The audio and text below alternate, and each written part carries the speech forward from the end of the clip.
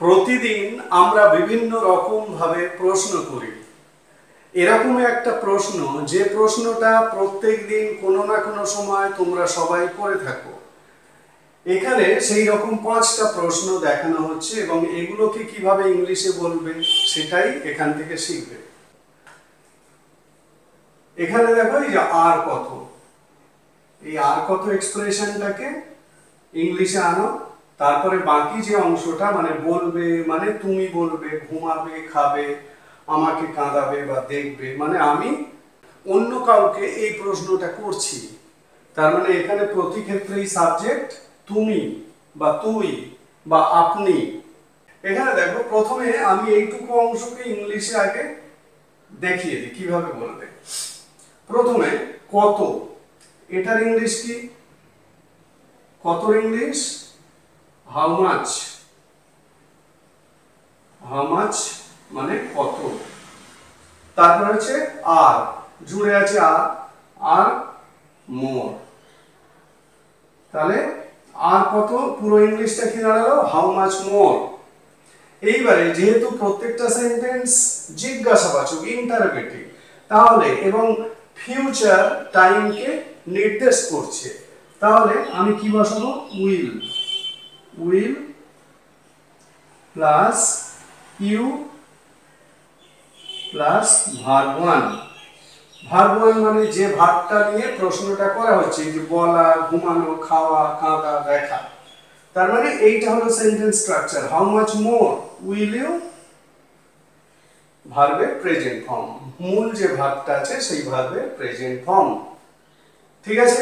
তাহলে how much more will you say, how much more will you sleep, how much more will you eat, how much more will you make me cry, how much more will you C.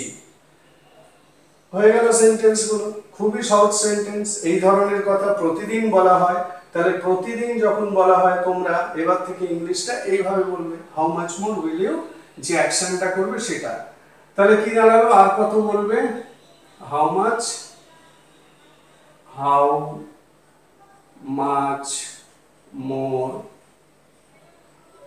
Will you সে।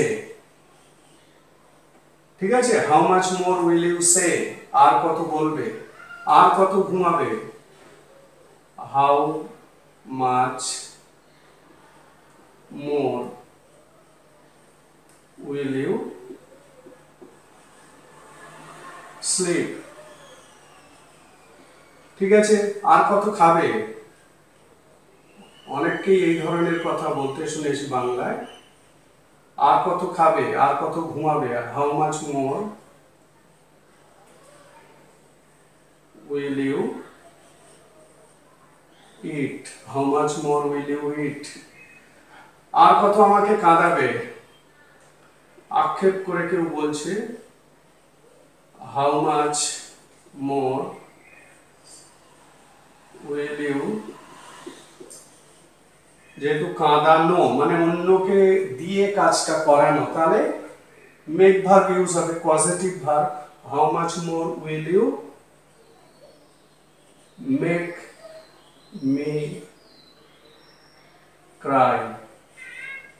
বোঝা গেল? How much more will you make me cry, আর কত কাঁদাবে আমাকে। পরেরটা আর কত দেখবে, how much more will you C.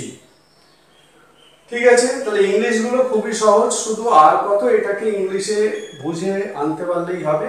কত, হাউ মাচ, আর মোর। তাহলে হাউ মাচ মোর মানে আর কত। তারপরে সেন্টেন্সটাকে ইন্টারোগেটিভে করা হচ্ছে, ফিউচার টাইমের রেফারেন্স যেহেতু দেয়া আছে, ফিউচার টাইম নিয়ে বাক্যগুলোকে বলা হয়েছে, তাহলে ফিউচারের যে সিম্পল ফিউচারের যে নিয়ম, সেই নিয়ম অনুযায়ী ইন্টারোগেটিভ করতে হবে, মানে will plus subject plus verb one. তাহলে এই ধরনের প্রতিদিনের কথায় ঘরোয়া বাক্যগুলোকে এইভাবে ইংলিশে বলতে হয়।